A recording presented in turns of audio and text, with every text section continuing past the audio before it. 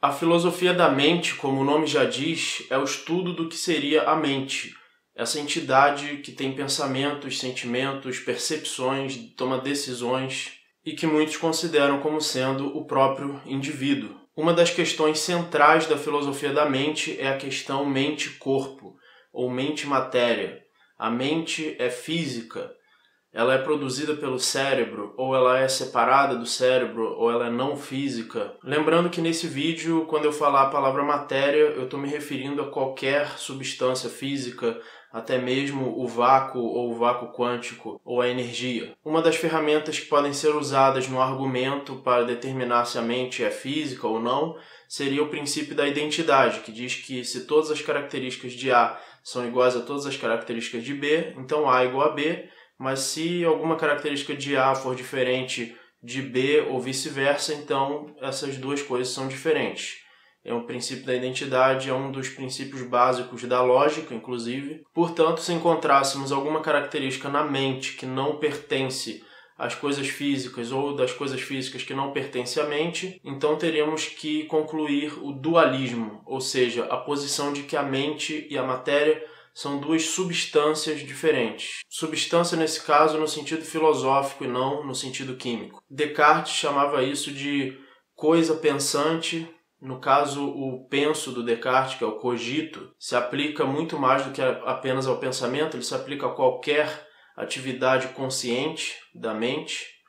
E a matéria seria a coisa extensa, para Descartes. Não estou dizendo que eu concordo com isso. Ou seja, uma coisa que se expande. Descartes também considerava que a mente era uma coisa indivisível, enquanto os objetos físicos são divisíveis. Se nós descobríssemos que a mente e a matéria têm exatamente as mesmas características, então teríamos que concluir que elas são a mesma substância, e aí teríamos que escolher entre uma das seguintes alternativas. Se nós, por exemplo, considerarmos a mente como um subproduto da matéria, ou até mesmo como sendo idêntica ao cérebro, então essa posição se chama fisicalismo, ou seja, de que a mente nada mais é do que uma substância física como qualquer outra. Se considerarmos que não, que na verdade a mente é a substância primordial e a matéria é que é um subproduto da mente, então essa visão se chama idealismo. E se nós considerarmos que existe uma substância que não é nem a mente e nem a matéria, e ambas a mente e a matéria são subprodutos dessa substância, então isso se chama monismo neutro. A posição de que existe uma única substância, mas que exibe duas propriedades diferentes, se chama dualismo de propriedade. Um dos argumentos a favor do dualismo é o de que a mente e a matéria possuem, sim, características diferentes. A mente possui intenção, o que em inglês poderíamos dizer que é o aboutness, ou seja, a mente ela tem pensamentos sobre alguma coisa, ela tem intenções sobre alguma coisa, enquanto a matéria nunca é sobre alguma coisa. Os estados mentais possuem significado, enquanto que a matéria não possui significado. Outra qualidade da mente é o que chamamos de qualia, que poderíamos apelidar de what its likeness, como é de fato enxergar, por exemplo. Mesmo que você entendesse todos os processos dentro do cérebro, como um raio de luz bate no seu olho e causa vários impulsos elétricos dentro do cérebro, e você entendesse totalmente todos os processos cerebrais, mesmo assim isso seria diferente de como de fato é enxergar a cor vermelha, a cor amarela. Isso seria o qualia, você de fato ter a experiência da mente em primeira pessoa. Se você abrir a cabeça de alguém, você pode ver o cérebro, você poderia observar todos os processos físicos em terceira pessoa, mas você jamais poderia observar a experiência de fato de uma outra mente em terceira pessoa. Outra questão da filosofia da mente é como acontece a relação entre a mente e o corpo, ou mais precisamente, entre a mente e o cérebro. Todos nós temos a experiência de que a mente é capaz de emitir comandos que são obedecidos pelo cérebro. Por exemplo, eu sou capaz de levantar meu braço pela minha própria vontade, pela minha intenção da mente. No caso, o cérebro envia impulsos elétricos pelos nervos e esses impulsos elétricos fazem os músculos se mexerem, blá blá blá, mas o importante é que isso vem da intenção. Uma das perguntas que é relevante para a filosofia da mente é como uma mente, se ela for imaterial, consegue interagir com o cérebro. Porque isso significaria que alguma coisa que não fosse as leis da física teria o poder de influenciar o cérebro, que é físico. Uma das visões sobre isso seria de que a mente, na verdade, não influencia o cérebro. Apenas o cérebro causa os eventos mentais, porém a mente por si só não causa nada no cérebro. Seria como se a mente fosse apenas um subproduto, como a fumaça é o subproduto de uma locomotiva, mas na verdade você tem só a ilusão de que você está causando eventos no cérebro, mas na verdade é só o cérebro que está funcionando sozinho pelas leis da física e te dando a ilusão de que você, uma mente, está tendo alguma participação nisso. E essa visão se chama epifenomenalismo. E a visão de que a mente de fato toma decisões e de fato faz com que o cérebro se mova ou se modifique pela sua intenção mental se chama interacionismo ou dualismo interacionista. Outro problema da filosofia da mente se chama o problema das outras mentes. Já que só podemos ter experiência da mente em primeira pessoa, surge a questão de se outras mentes realmente existem e como podemos saber que elas existem. E existe uma posição sobre isso de que de fato só existe uma mente, que no caso seria você que está assistindo esse vídeo,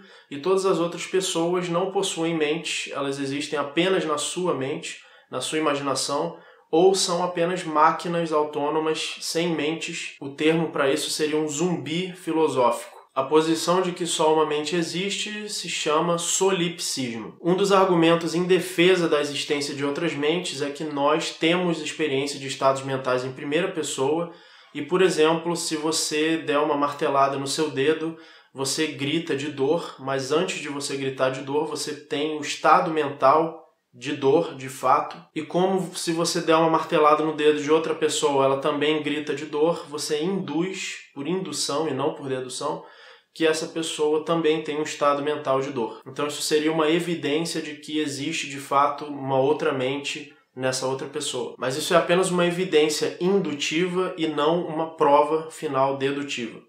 Se vocês quiserem testar, vocês podem pegar um martelo e dar uma martelada no seu dedo e também sair martelando as outras pessoas. Inclusive, dependendo de como elas reagirem, você pode acabar descobrindo também se existe vida após a morte. Que inclusive é um dos outros problemas da filosofia da mente, é a permanência do indivíduo ao longo do tempo. Será que você é a mesma mente de 5 anos atrás?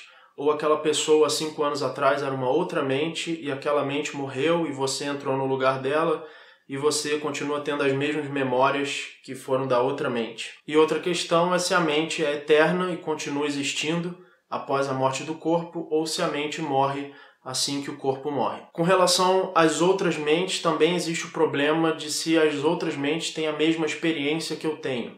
Por exemplo, o vermelho que eu vejo é o mesmo vermelho que você vê, ou quando eu vejo vermelho, eu vejo o meu vermelho, mas o seu vermelho é o meu azul.